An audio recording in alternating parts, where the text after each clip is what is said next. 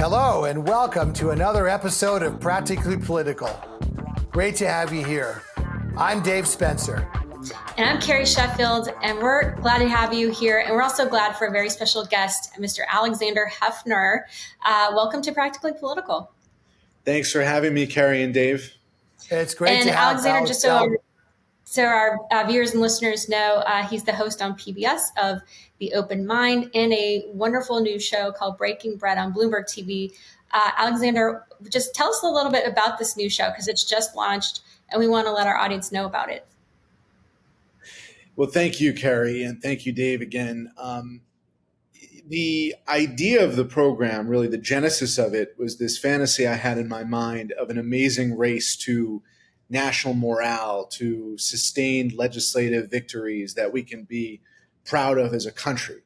So we know that the reality TV culture has been seeping into our bloodstreams for, God knows how many decades. We've been amusing ourselves, as the NYU media critic Neil Postman would say, to death, as opposed to amusing our democracy to sustenance, to life.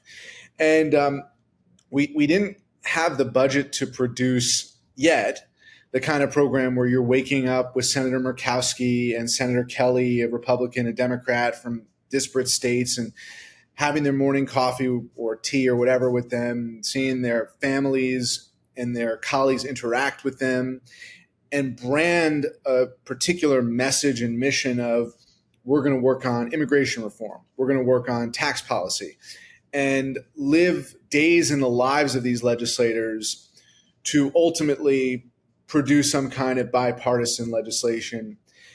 We could not facilitate that.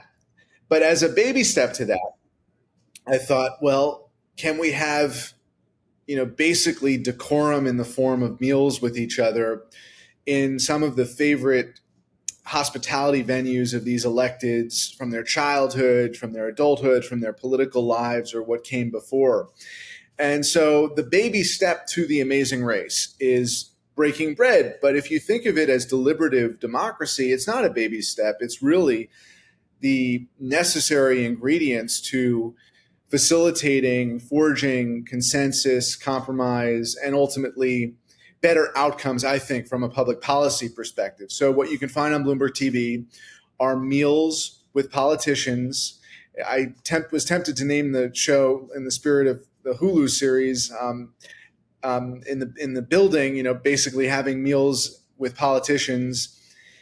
But ultimately, Breaking Bread sounded a little bit more aspirational and patriotic than something in the building with politicians. And a lot of the a little bit of a Breaking Bad also. So you got that. Yeah, right. We're kind of at the confluence of Breaking Bad, comedians in cars getting coffee, only murders in the building. But ultimately, I think it created a fun and vivacious environment in which these electeds cooled off, disarmed from the heat surrounding them, and had a blueprint for discussion that was different from CNN, MSNBC, Fox News. Because it's not just the ideologically rigged media that I know all of us are concerned with at times, if not all the time.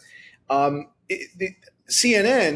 and the kind of impartial, objective news folks, in my mind, they and a lot of their brethren in the print media are not necessarily concerned with the incentives of shaping a discourse that is going to forge that kind of bridge building and peacemaking.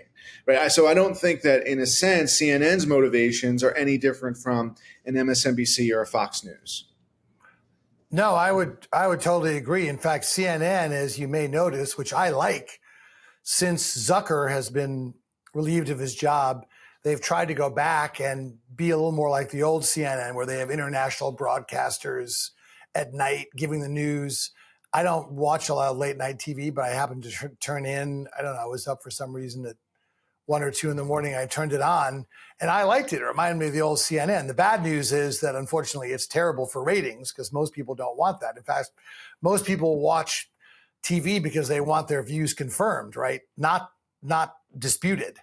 And even though, and look, MSNBC doesn't outright lie the way Fox News does, but they do give you the side of the story that they want you to get.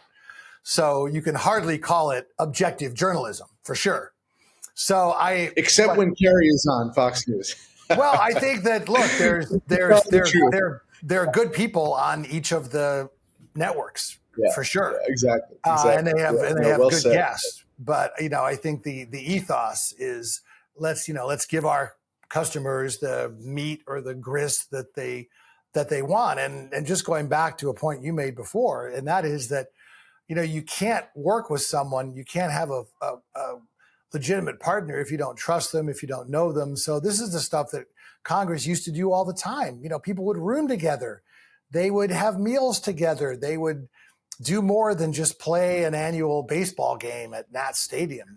There was a lot of interaction, and that made it much easier to get things done. And sure enough, you look at the Senate in 1980, and there were 60 senators that were considered people who would walk across the line. Now, how many are there? Maybe 3? I mean, 5 if you want to stretch it. It's really a terrible thing. So I hope there's going to be a lot more of at least just the talking and the, hey, even if we don't have to talk politics, let me just get to know you a little bit. Yeah, no, well, and I think the Bloomberg venue is very interesting. So I've been going on quite a bit for their DC program called Balance of Power. And I respect that Bloomberg, they always have a Democrat and myself together, and then the 2 anchors in the middle. And I think they do a good job of allowing both of our sides to be heard. And there's not the screaming and the food fights. And I think News Nation is doing some interesting things on that front also. I think Fox actually does a good job on that too. I think they're doing more of that bipartisanship.